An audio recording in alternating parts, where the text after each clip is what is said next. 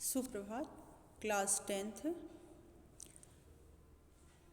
कृतिका भाग 2 का पहला पार्ट और इसका चौथा भाग आज आप लोग पढ़ेंगे। चौथे भाग में जैसा कि भोलानाथ की मित्र मंडली जुट जाती थी और इकट्ठा होते ही राय जमने लगती थी। बस चबूतरे के एक छोर पर घिरनी गड़ जाती और उसके नीचे की गली कुआं बन जाती थी। मूंछ की बटी हुई पतली रस्सी में एक चुक्कड़ बांध गराड़ी पर चढ़ाकर लटका दिया जाता और दो लड़के बैल बनकर मोट खींचने लग जाते। चबूतरा खेत बनता, कंकड़ बीज और ढेला हल जुआठा। बड़ी मेहनत से खेत जोते बोए और पटाए जाते। फसल तैयार होते देर न लगती और हाथों हाथ फसल को भोलानाथ और मित्र मंडली काट लेते। फिर कहते कि ऊंचे नीचे में बई कियारी, जो उपजी सो भई हमारी।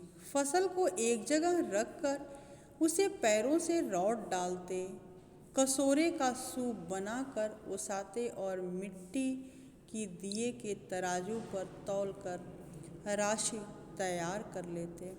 इसी बीच बाबूजी आकर पूछ बैठते, इस साल की खेती कैसी रही। फिर भोलानाथ शर्मा करके भाग जाते। ठीक उसी समय जब बाबूजी ओहार कर दुल्हन का मुंह खोलने लगते, ऐसे ऐसे नाटक हम लोग बराबर खेला करते थे। बटोही भी कुछ देर के लिए ठिठक करके और हम लोगों का तमाशा देखने लगते। जब कभी हम लोग ददरी के मेले में जाने वाले आदमियों का झुंड देख पाते तब कूद कूद कर चिल्लाने लगते, चलो भैया ददरी, सातू पिसान की मोटरी। अगर किसी दूल्हे के आगे जाती हुई ओहारदार पालकी देख पाते तब खूब जोर से चिल्लाने लगते। अर्थात जब कभी बच्चे अर्थात भोलानाथ के साथी किसी दुल्हन की पालकी जाते हुए देखते तो भी उस पे कुछ न कुछ टोन कसते रहते थे।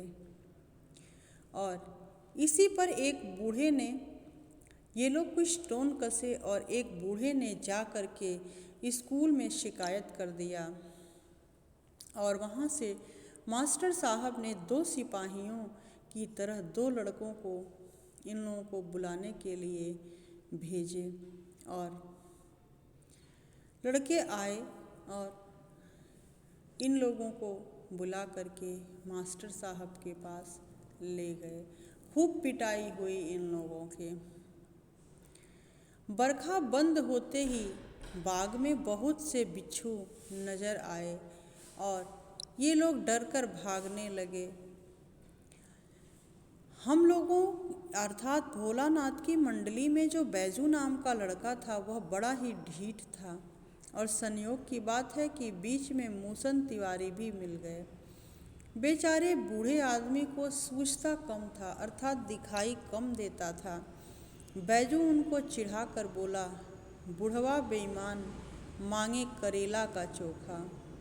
हम लोगों ने भी बैजू के सुर में सुर मिला करके यह चिल्लाना शुरू किया। अर्थात बैजू के स्वर में भोलानाथ के सभी साथी स्वर में स्वर मिला करके यही चिल्लाने लगे कि बुढ़वा बेईमान, मांगे करेला का चोखा। जब हम लोग न मिल सके तब तिवारी जी सीधे पाठशाला में चले गए खोजते हुए और 2 लड़कों को से बुलवा करके और खूब पिटाई की। फिर क्या हुआ कि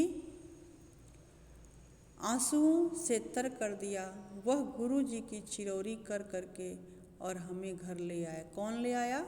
अर्थात भोलानाथ के बाबूजी। इस तरह के बहुत सारे खेल इन लोगों ने खेला बचपन में भोलानाथ ने। भोलानाथ स्वयं लेखक ही हैं, ठीक है। भोलानाथ के रूप में लेखक ने अपने आप को ही प्रस्तुत किया है। एक बार क्या होता है कि ये लोग खेल खेलते रहते हैं और उसी बीच एक बिल में से एक सांप बाहर आता है और सांप को देखते ही ये लोग दौड़े गिरते पड़ते भागते हैं और पिता कितना भी बुलाते हैं लेकिन भोलानाथ नहीं रुकते हैं उनके पास और दौड़ते दौड़ते जा कर के माँ के अंचल में छिप जाते हैं। अर्थात ऐसा लगता है कि बच्चे माँ के आंचल को सबसे सुरक्षित महसूस करते हैं, सबसे सुरक्षित स्थान वही दिखाई देता है। शायद यही कारण है कि इस पाठ का शीर्षक माता का अंचल रखा गया। धन्यवाद।